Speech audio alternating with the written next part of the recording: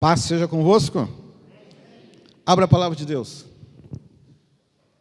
Lucas 23, versículo de número 44. Hoje nós vamos falar sobre o tema: qual grupo de pessoa nós pertencemos? Qual grupo de pessoas nós pertencemos? Lucas 23, 44.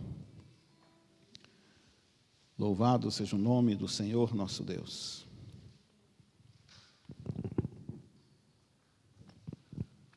Glória a Jesus. Amém? Lucas 23, versículo de número 44, diz assim: E era já quase a hora sexta, e houve trevas em toda a terra, até a hora nona. Escurecendo-se o sol, e rasgou-se ao meio o véu do templo. E clamando Jesus com grande voz, disse: Pai, nas tuas mãos entrego o meu espírito. E havendo dito isso, expirou. Senhor, aqui está a sua palavra. Clamamos a tua unção sobre nós, Pai. Que teu Espírito Santo possa estar no nosso meio, nos ensinando, Pai, porque se o Senhor não estiver conosco, nós nada sabemos. Dependemos exclusivo do teu Espírito Santo. Pai, a nossa insignificante pessoa saia deste local, mas o teu Espírito tome acesso em cada coração, em nome de Jesus. Amém. Pode se assentar. Nesses versículos do Evangelho de Lucas, nós podemos ver aqui os últimos minutos de Jesus aqui na terra em vida. Nós vemos aqui o ápice do ministério de Jesus e do seu projeto. Vemos aqui a maior demonstração de amor por toda a humanidade caída. Jesus aqui está nos últimos momentos, agonizando na cruz, sofrendo as minhas dores e as suas dores. O Filho de Deus demonstrava aqui todo o amor de Deus por cada ser humano. O Filho de Deus entregando a sua vida para salvar a humanidade totalmente pecadora e distante de Deus. Uma humanidade caminhando ao inferno, cujo seu destino eterno já estava traçado para a condenação. Mas Jesus agora entra em cena para nos dar a vitória. É um momento de grande batalha no mundo espiritual.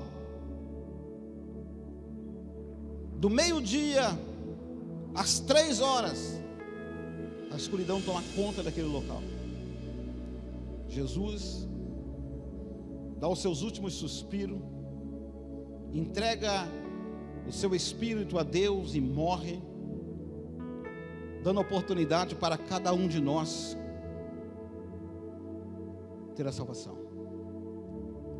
Apesar de Jesus não ter cometido nenhum crime, havia um ódio latente contra ele, sobre ele. As pessoas gritavam, zombavam, pediam para crucificar o Messias. Um ódio satânico, diabólico, podia se sentir naquele local. Era um espetáculo para as trevas. Naquela época, muitas pessoas eram crucificadas. E o Monte da Caveira, o Calvário, o Gólgota, ele se torna um local de espetáculo público, de morte de pessoas que eram condenadas por serem malditas diante da sociedade. Por isso a Bíblia diz que Jesus tornou maldito no nosso lugar. O povo gostava de assistir esse espetáculo. Só que agora era um espetáculo diferente. Não era qualquer um que estava naquela cruz. Não era simplesmente um homem malfeitor. Não era simplesmente um salteador, um pecador. Não, estava ali o meu e o seu Jesus, para morrer naquela cruz. E naquele dia muitas pessoas rodeavam o Calvário, curiosos, pessoas querendo assistir a morte daqueles homens. Aquilo enlouquecia o mundo espiritual. Muita gente. Para nós, ou para todo homem caído, toda a humanidade caída, condenada ao inferno, estava ali um acontecimento com poder e autoridade para mudar a nossa história e a sua história. Mesmo o homem não entendendo o que estava acontecendo ali, mesmo os discípulos não compreendendo, mesmo aqueles que estavam em volta de Jesus não entendendo o que estava acontecendo, mas ali estava agora um divisor de águas com relação à minha e à sua salvação. Jesus estava mudando o curso da minha e da sua história. No Calvário ele vence as trevas. No Calvário ele pisa na cabeça da serpente. No Calvário ele derrota Satanás. Por isso que a Bíblia diz lá em Colossenses capítulo 2 versículo 15, não precisa se abrir porque não vai dar tempo, mas Colossenses 2,15, eu vou ler na linguagem de hoje, diz assim: e foi na cruz que Cristo se livrou do poder dos governos e das autoridades espirituais. Ele humilhou esses poderes publicamente, levando os prisioneiros no seu desfile de vitória. Ou seja, ele derrota toda a obra das trevas. Sabe por quê? Porque ele te ama e tem um propósito com a sua vida. Aqui ele vence o inimigo. Aqui ele toma toda a autoridade espiritual para si. Mas qual era o caráter? Qual era a reação das pessoas? O que eles demonstravam no momento da crucificação? Havia muita gente lá em volta. E nós vamos falar aqui de algumas dessas pessoas. Que título nós daremos a esses espectadores? Como nós podemos chamá-los? E quem sabe até mesmo para os dias de hoje, trazendo para a nossa atualidade. Nós vamos destacar alguns grupos aqui. O primeiro grupo, que eu quero que você entenda que estava ali envolvido, está lá em João capítulo 19, não precisa você abrir, porque é muitos versículos e nós vamos vencer o tempo, e nós temos um horário limitado. Está em João 19, 23, 24, que diz assim: tendo, pois, os soldados crucificados a Jesus, tomaram as suas vestes, fizeram 4 partes, para cada um soldado uma parte, e também a túnica. A túnica, porém, tecida toda de alto a baixo, não tinha costura. Disseram, pois, uns aos outros: não a rasguemos, mas lancemos sortes sobre ela, para ver de quem será. Então, o primeiro grupo de pessoas que nós vamos destacar aqui são os materialistas. Os soldados não só repartiram as vestes de Jesus, porque Jesus foi colocado na cruz nu. Toda a vestimenta de Jesus foi tirada. Ele se humilhou ao máximo. Eles tiram toda a roupa de Jesus e eles agora repartem entre os 4 soldados. E a túnica principal de Jesus, quando eles olharam aquela túnica, não era uma túnica qualquer, era uma túnica caríssima. Inclusive pela questão de não ter a costura, ela valia uma nota. E eles olham aquela túnica e dizem: não vamos rasgar, não vamos estragar o tecido, vamos lançar sorte para ver qual de nós vai levar essa túnica. Eles não só repartem as roupas de Jesus, mas agora eles lançam sorte sobre uma das peças. Então esses homens estavam do lado de Jesus, eles olhavam para Jesus não como um salvador, não como filho de Deus, Eles olhavam para aquilo que Jesus podia oferecer para eles. No caso ali, as roupas caras. No caso, repartir o que Jesus estava com ele. Eles estavam junto de Jesus, estavam do lado do mestre. Com certeza eles se sujaram com o sangue do Cristo, porque eles ajudaram na crucificação. Mas eles não mudaram os seus caráteres. Eles só olhavam para o que Jesus podia oferecer. Eles são materialistas. Homens que só pensam nas coisas deste mundo, nas coisas materiais, comprometidas somente com o temporal, aquilo que acaba, aquilo que desaparece, e não com o espiritual.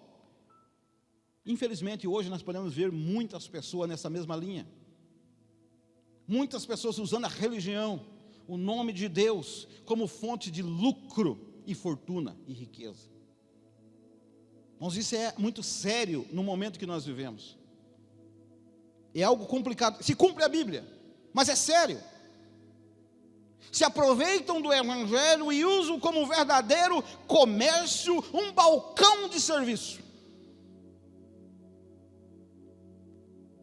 Pastor, você está dizendo que a riqueza é pecado? Não. Não estou fazendo apologia à pobreza aqui. Muito pelo contrário. Deus quer você rico e próspero. E Deus vai abençoar você e vai prosperar em nome de Jesus. Não é isso que Deus está falando aqui. Mas não devemos deixar nos fascinar pelas riquezas, a ponto de esquecer o espiritual e as coisas de Deus. As coisas materiais são transitórias, elas passam, elas ficam. O Salmo 62, versículo 10, na linguagem de hoje, diz assim, ó: não confie nas riquezas obtidas com roubo, nem se orgulhe dos que ganharam com a exploração. Se vocês ficarem ricos, não entreguem seus corações à riqueza. Então Deus vai enriquecer muita gente. Só que tem gente que entrega o coração, aí perde a salvação. Estes homens eram somente materialistas. Os soldados estavam junto à cruz. Não sei se você já parou para pensar nessa cena.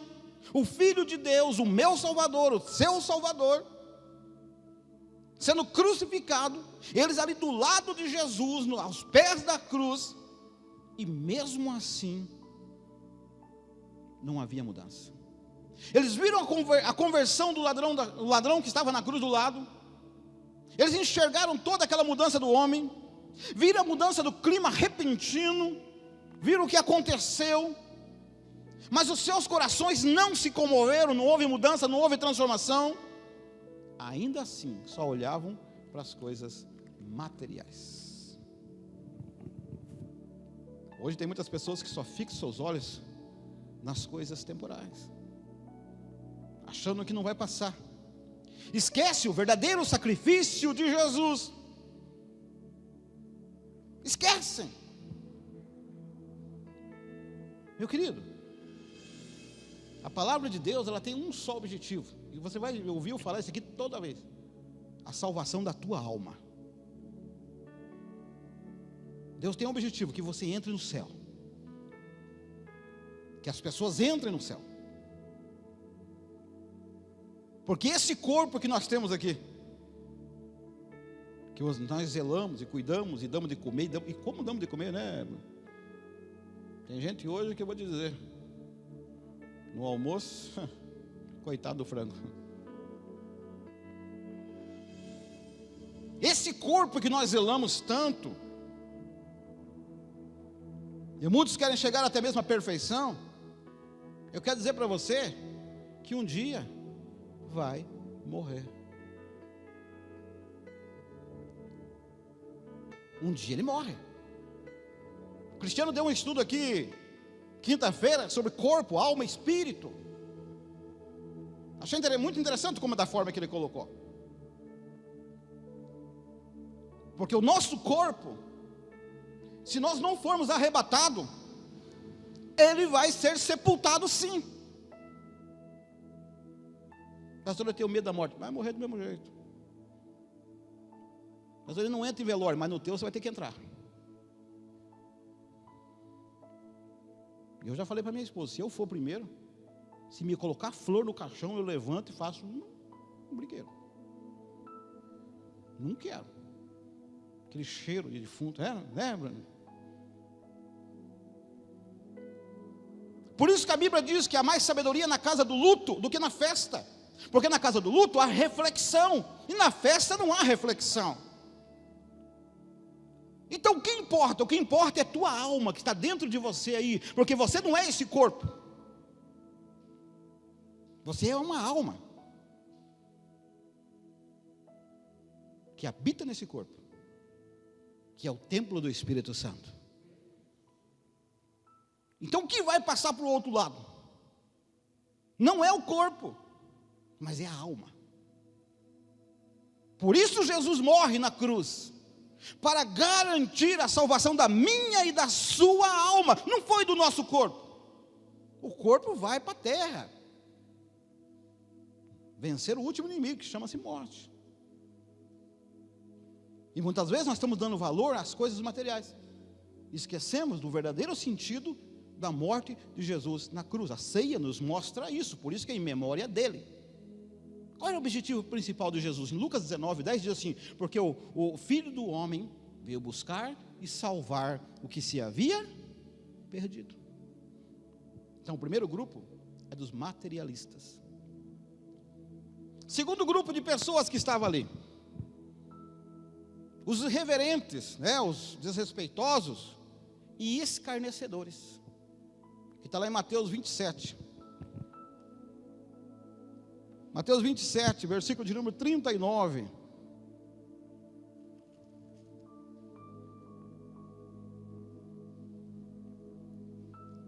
Até o versículo de número 43.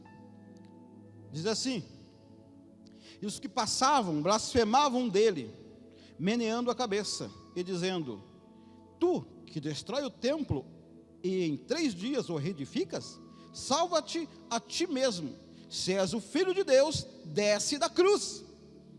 E da mesma maneira também os príncipes dos sacerdotes, com os escribas e anciões e fariseus, escarnecendo, diziam: salvou os outros e a si mesmo não pode salvar-se? Se é o rei de Israel, desça agora da cruz e creremos nele. Confiou em Deus? Livre-o agora. Se o ama, porque disse: sou filho de Deus. Então eles escarneciam, são os escarnecedores. É um grupo diferente dos soldados. Os soldados eram representantes da lei, da ordem e da justiça. Mas esses eram religiosos. Os escribas, doutores da lei, fariseus, responsáveis pela religião, responsáveis para ensinar a palavra ao povo, levar o povo à adoração a Deus.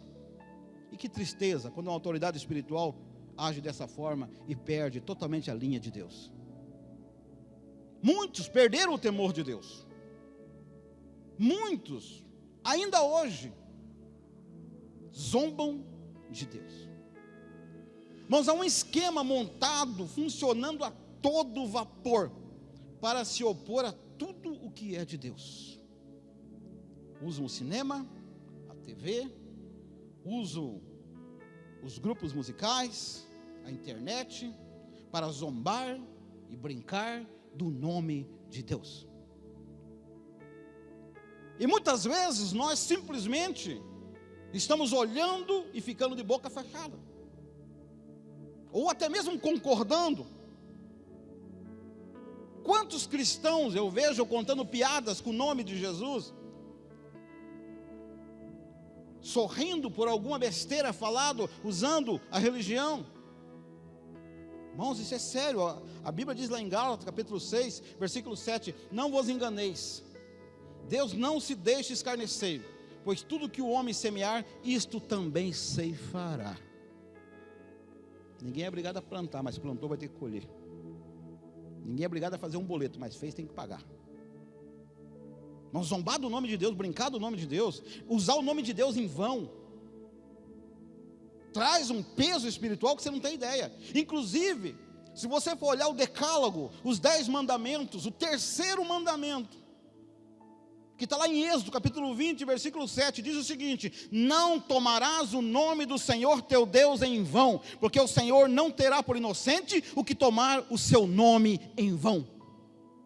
O nome de Deus sendo usado em vão. Um dia eu repreendi uma pessoa, e eu não tenho medo de repreender, não. Brincando com o nome de Jesus. Estava numa brincadeira, não sei o que houve lá, daqui a pouco a pessoa diz assim, só pelo sangue de Jesus. Eu falei, opa, você está entendendo o que está fazendo? Reverência ao nome do nosso Deus. Reverência. Deus, Jesus Cristo, a Bíblia, o Espírito Santo, a igreja, tem sido motivo de escárnio, menosprezo, zombaria e gozação. E até mesmo no meio cristão. Nós estamos vendo isso. Mas quando os escribas, judeus, principalmente os ortodoxos, eles transcreviam a palavra, quando eles chegavam no nome de Deus, Jeová, Yahvé, El Elyon, Jeová Jiré, Jeová Sabaó, quando eles chegavam onde estava o nome de Deus, sabe o que eles faziam? Eles paravam, eles não escreviam o nome, eles tomavam um banho e trocavam de roupa. Tamanha era a reverência com o nome do meu Deus e do seu Deus que está aqui nesta noite. Está faltando reverência entre o povo de Deus com relação ao Senhor Todo-Poderoso. Reverência.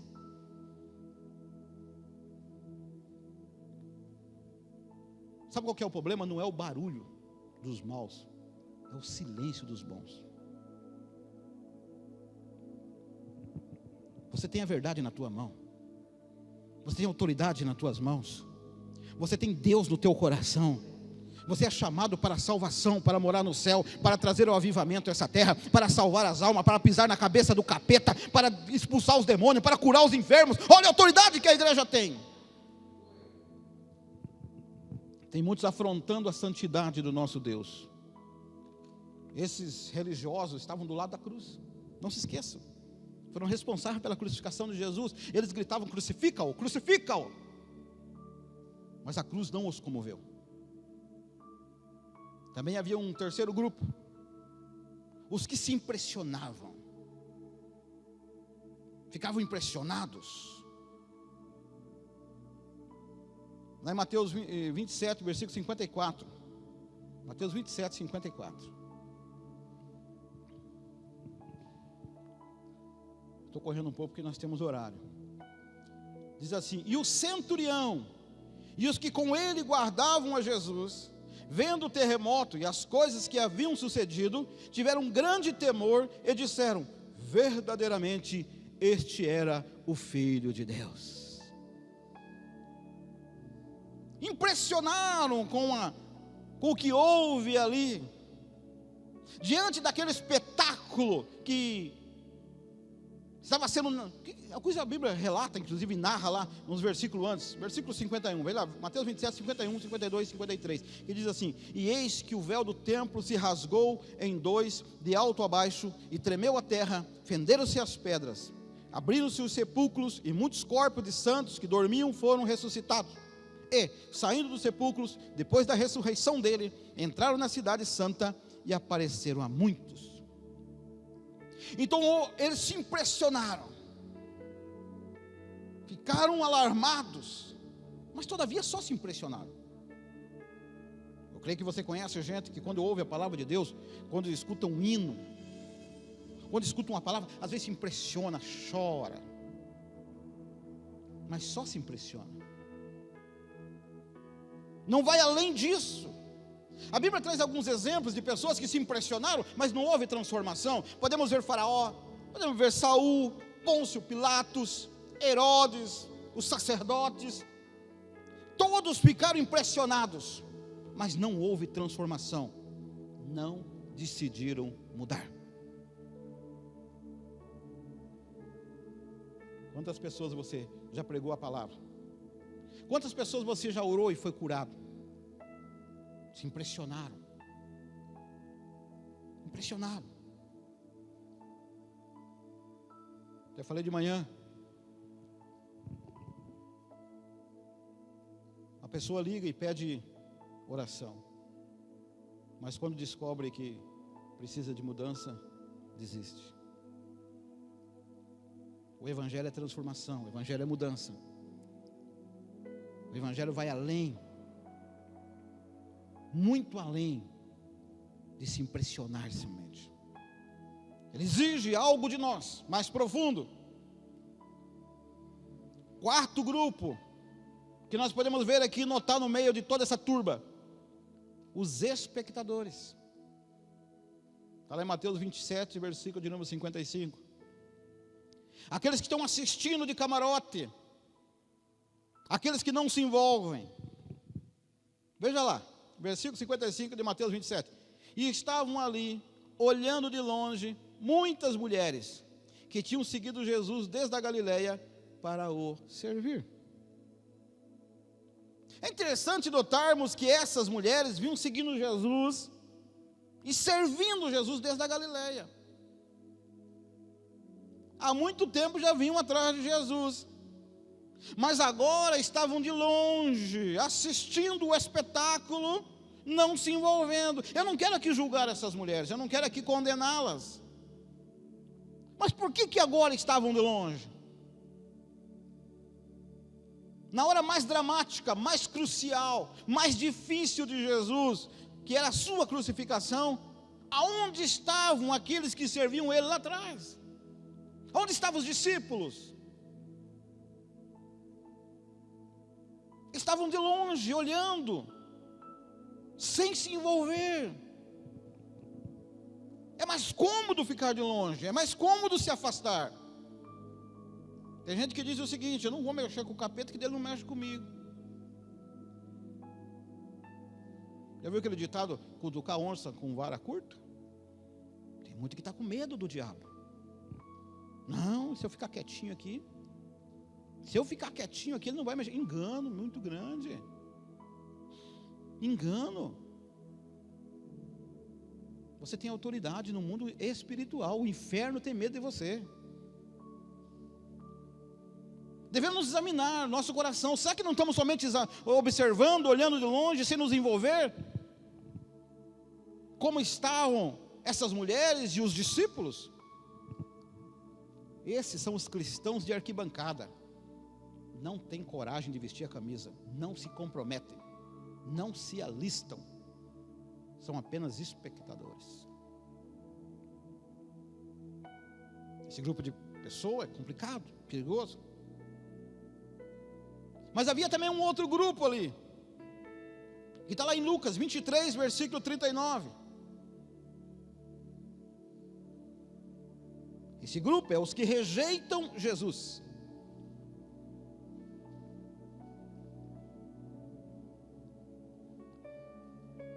E um dos malfeitores que estavam pendurados, blasfemava dele, dizendo: se tu és o Cristo, salva-te a ti mesmo e a nós. Esses são os que rejeitam Jesus, mesmo ouvindo o Evangelho, escutando a palavra, recebendo alguns milagres, eles rejeitam Jesus. Irmãos, olha só a cena. Este homem ia morrer em poucos minutos, estava do lado do Salvador, Jesus Cristo, e ele rejeita a sua salvação, ele não aceita a salvação, ele não quer, ele blasfema de Jesus e não quer a salvação. Há muita gente rejeitando Jesus. Quantos estão rejeitando o sacrifício da cruz, simplesmente negando e rejeitando tudo que Cristo fez em nosso favor? Vocês não têm ideia do sacrifício de Jesus. O sacrifício de Jesus naquela cruz foi terrível. Estava falando de manhã aqui, um filme que mais chega perto do sacrifício de Jesus é A Paixão de Cristo, de Mel Gibson. Ali nós podemos ver um pouquinho do sofrimento de Jesus. Irmãos, aquelas chicotadas que Jesus levou nas suas costas,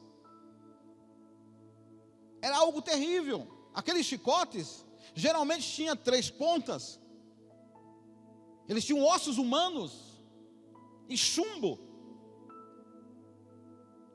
Quando batia nas costas e puxava, ele arrancava pedaço de carne, ou seja, o corpo de Jesus foi moído. estava sangrando no vivo.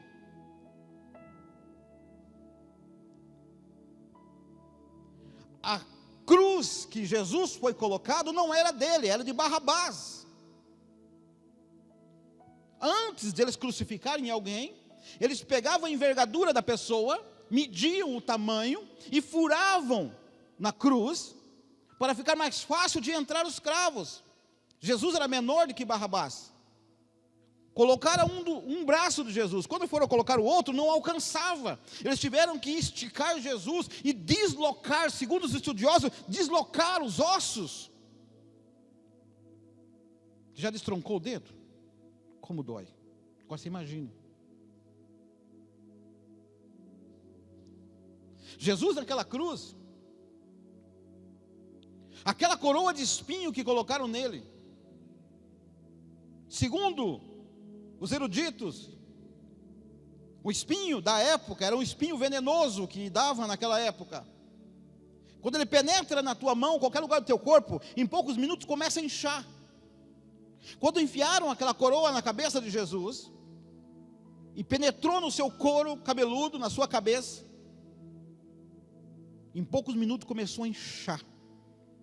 E aí mais penetrava os espinhos na cabeça de Jesus. O seu rosto estava desfigurado. Isaías disse que não havia nenhuma beleza nele para que o desejasse, mas as pessoas viravam o rosto para o rosto de Jesus, para não ver. Por quê? Porque a sua barba foi arrancada. Jesus estava agonizando naquela cruz. Ele não conseguia respirar direito, porque a sua posição que ele estava, se ele se abaixasse muito, ele não conseguia, parava de respirar, ele tinha que voltar, e quando ele voltava, ele se colocava nos cravos dos pés, a dor era insuportável, segundo estudos. Jesus não foi alimentado e não foi dado água para ele teve sede na cruz, ele teve sede. O que deram para o nosso Jesus? Vinagre e fel. Jesus rejeitou. Você sabe por que Jesus rejeitou? Eu falei um dia aqui. Naquela época, não havia banheiros como agora. Os banheiros eram públicos. Várias pessoas, era um local onde várias pessoas iam no banheiro ali. Era feito, e as pessoas sentavam ali, a água corrente embaixo. Na frente, tinha um outro rego feito com água corrente. E do lado de cada latrina daquela, tinha um vaso com vinagre e fel, que era colocado ali, e um hisopo com uma vara, era colocado dentro daquele vinagre. As pessoas iam fazer suas necessidades, e pegavam aquela vara, e ficavam brincando, naquela água corrente, limpando ali. Quando fazia suas necessidades, eles pegavam, e faziam sua higienização, com aquele hisopo, com aquela vara. Aí limpava de volta naquela água, e colocava naquele vaso, cheio de vinagre para purificação. Segundo os estudiosos, foi esse vinagre que tentaram dar para o meu e para o seu Jesus. Já parou para imaginar? Todo o sofrimento de Jesus naquela cruz, humilhação. E ainda tem gente que rejeita Jesus Cristo, não quer. Não quer. Outro dia uma pessoa falou assim: pastor, mas só porque eu não quero aceitar Jesus eu vou para o inferno? Só por isso? Você rejeita o Filho de Deus que morreu na cruz, derramou sangue por você, e você diz que é só isso? O maior pecado é rejeitar Jesus Cristo. Tudo o que Ele fez por nós. Por isso a ceia é em memória dEle. Não podemos esquecer nunca isso. Mas havia mais um grupo de pessoas, o sexto grupo. É os que se rendem e se entregam ao Senhor. Está em Lucas 23, versículo de número 40